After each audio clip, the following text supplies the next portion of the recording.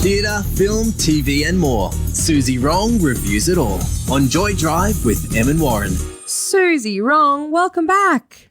Thank you. Hi, Em. Happy Valentine's Day to all our hopeless romantics listening in. Happy Valentine's Day to you, Em. Happy Valentine's Day to you too, Suzy. Thanks for the love. We love it. You must, I'm sure you've got some special dinner reservation tonight, do you? I do indeed. I'm doing the old get ready at work situation. So during Kai clicked, I was, trying to put some foundation on.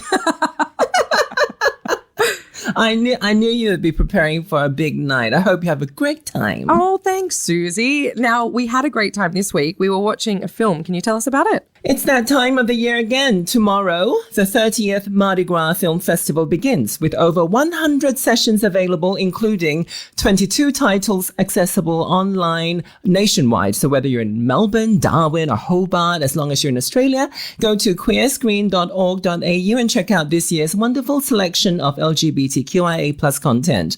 For today's chat, I picked an Indian film, A Place of Our Own, which you can watch online anytime over the next 2 weeks. Or if you're in Sydney, it's also screening at Randwick Ritz on Monday, the 27th of Feb. A Place of Our Own takes place in the Indian city of Bhopal, where two friends, both trans women, try to find a place to live after being evicted when they stand up for themselves against sexual harassment by a neighbor and unfair treatment by the landlord. We watch them navigate day-to-day challenges ranging from snide comments to full-on physical attacks as they encounter hurdle after hurdle in their process of finding a home. Thankfully, it's not only monsters that they meet, but also friendly and kind people. But for every good ally trying to help Layla and Roshni get to a safe harbor, there seems insurmountable problems that keep surfacing. The lead actors are both appearing first time on film, and even though their inexperience is evident, I would argue that it is their lack of formal training and the lack of cinematic polishedness that makes the film so compelling. Alongside decent production values and thoughtful writing, the rawness of the two performers really make the film. It is clear that A Place of Our Own is not their biographies, but we feel as though these new actors know exactly what their characters are going through. And it all feels very real, doesn't it? It definitely does. And there were a couple of moments where I was like, is this, it really definitely could be just a camera crew following around a couple of friends on the hunt for an apartment. Yeah. Like it has that kind of realism for sure. Yeah, the realism is incredible. I think it takes a bit of getting used to. In the first couple of minutes, you kind of go like, oh, these people are not very good actors. But I found myself really settling into the vibe, the unique vibe that they were creating. I don't know how intentional it was, but I guess if you're not a trained actor, the only way you know how to perform is to pretend that things are real. And that's what they were doing. And I thought, they were doing a good job, and the people that were putting the film together really harnessed what these two actors were providing and made it a really unusual and I think captivating experience. Yeah, I agree. I really liked also the idea of the entire film kind of circulating around two kind of mundane but, very repeated arcs, which was one, trying to find a place to live, and two, tea. There was a lot of tea in this film. And that I kind of liked that as a through line. I kind of liked that it was always like, at the precipice of change or during a moment of either happiness or overwhelmedness, it was always just tea. Yeah, that's a good point about the tea, because they were just basically two people in a lot of difficulty, just trying to live a normal life, aren't they? And then I think the tea sort of maybe is a symbol of that. And It's interesting that it never gets boring, even though they're just trying to avoid trouble, basically. But I guess because trouble keeps finding them. Yeah, absolutely. I think that was certainly evident in the movie. It was kind of like, we're really just trying to live our lives and not, have anything happen. And then, of course, it is also a film. It isn't a reality show. So there was drama, and that is good, because otherwise it would literally just be tea and apartment hunting. The other thing that I really liked about this film was Roshni's and Layla's relationship, and how in the beginning of the film, it was like Roshni's definitely the, maternal figure and has this kind of older, wiser air about her. But then the tables kind of turned in moments in the film, and it was almost like they both had something to learn from each other. And I really liked that conceptually. Yeah, it's a really good connection. And I love that they were able to represent that connection, that friendship, with so much authenticity without explaining at all what the relationship was. No backstory, how they came to become friends. You just kind of bought it right away. The way that they cared for each other, not in a very explicit manner, but just the way that they lived as a unit, and I guess they had to rely on each other, and all that just felt so authentic. I guess authenticity was one of the magic elements of the film. The way everything just felt like it was not pretentious at all, and everything just felt like it was flowing naturally. Absolutely. We're chatting to Suzy Rong about A Place of Our Own, which is showing as part of the Mardi Gras Film Festival. So as Suzy mentioned, it's available for streaming online, which is awesome. And there are some showings in Sydney, right? Yeah, that's right. A Place of Our Own. We have mentioned that it's very organic and authentic appearing. There are moments where it kind of feels like reality.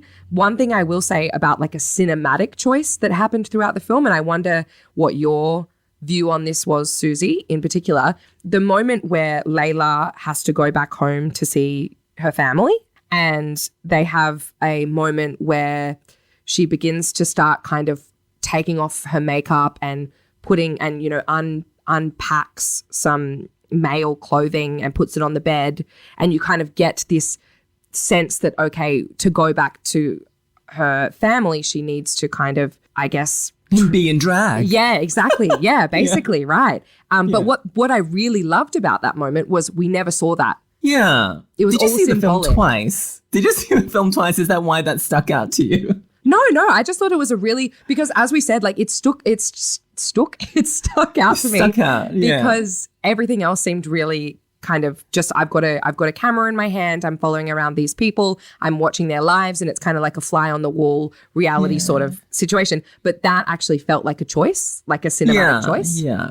It was a bit tense watching that as a trans person and also a trans actor myself. That moment leading up to the possibility of the actor having to go through that what the character has to do for her family, and you sort of dress in the wrong gender. It's extremely triggering and it's very traumatic for us.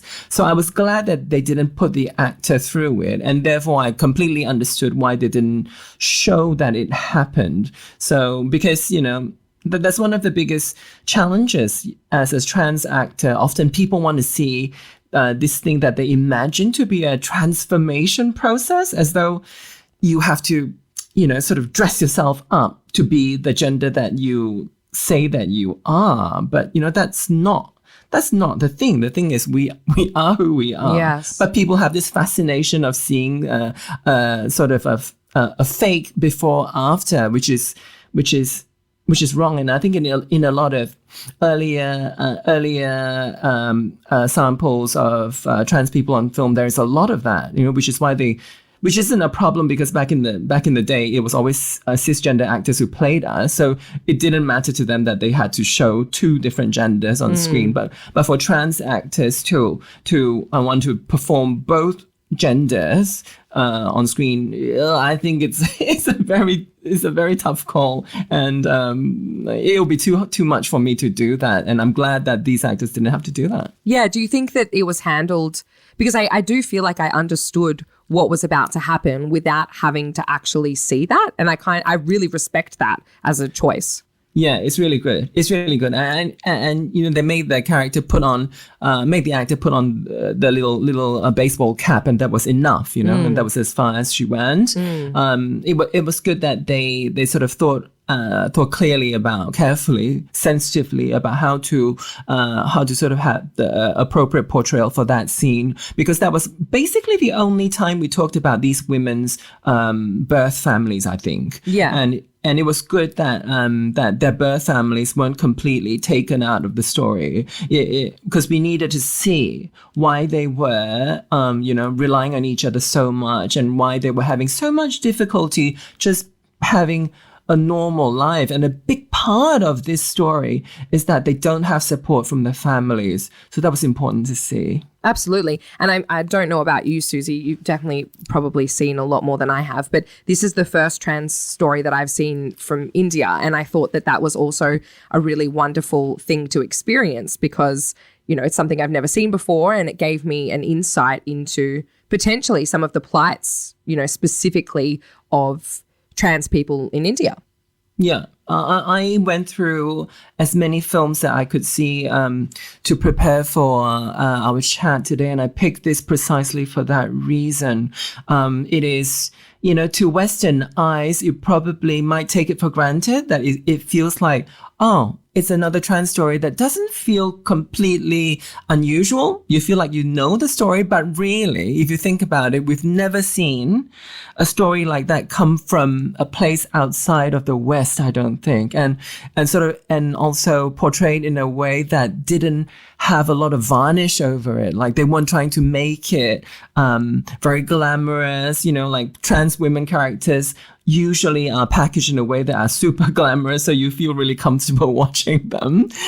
So this wasn't the case. There was a rawness to not just the two characters, but the whole place of it. I love the essence of where these people live. It was sort of portrayed, represented. I feel, obviously I've never been to India, but to me, it just felt really genuine, and that made you feel what the characters had to go through more accurately. We are in a time, things are changing. There's a scene where the two women are asked to be on a panel sort of thing, talking to maybe some activists and maybe some journalists about their plight as trans women. And and you could see that, they are going through a process of understanding trans experience as a society. And I was very intrigued that the characters in that moment of sort of having a public facing opportunity to describe themselves as trans person using the English word trans.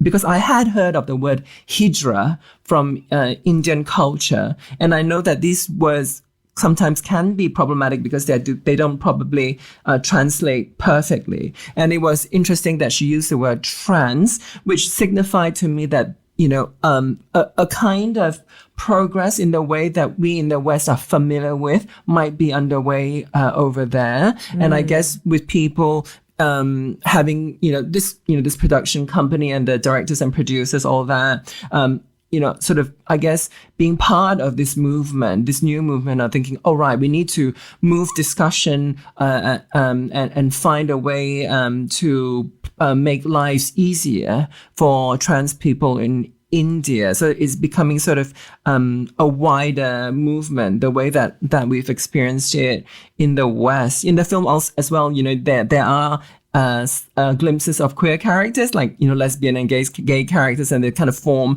a little small community. And that was beautiful to see. Yeah, absolutely. All in all, I think this film is certainly, prepare yourself for potentially not the highest budget film, prepare yourself for subtitles, obviously. But once you kind of get into it, it's a film that's worth watching for all of the reasons that we've discussed this afternoon. Yeah, you find yourself, like, some of it's quite harrowing. There's a bit of violence and things, and obviously the difficulty they're going through, it's not easy to stomach. But I guess you just like them so much, don't you? I found myself really, and really caring for them. Yeah, exactly. And that pulls you to the end of the film really easily. Yeah, it certainly does. It's called A Place of Our Own. It is showing as part of Mardi Gras Film Festival, so you can stream it online and you can also see it in cinemas in Sydney. Suzy, what are we watching next week? Australian drama series Bad Behaviour commences this weekend on Stan.